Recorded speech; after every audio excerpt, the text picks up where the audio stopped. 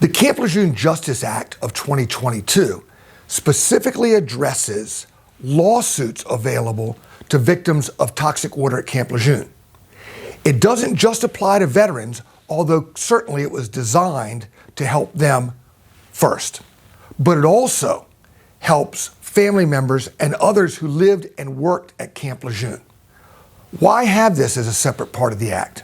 Well, as Congress went about trying to make the Honoring Our Pact Act and to honor the exposure and the difficulties that our veterans had at Camp Lejeune, they realized that veterans' disability benefits alone weren't broad enough, weren't flexible enough to address all of the difficulties that we were seeing.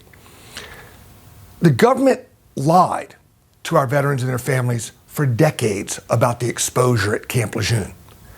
At first, when people complained about the taste of the water, the government said it tastes that way because of the healthy minerals that come out of the mountains in North Carolina and wash down to the eastern part of the state.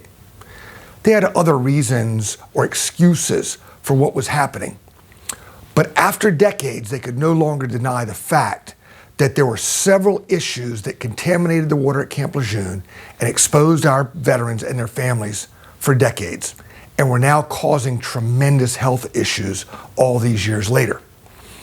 So there was no way that the veterans' disability benefits packages could address non-veterans as well as address veterans in a more broad way.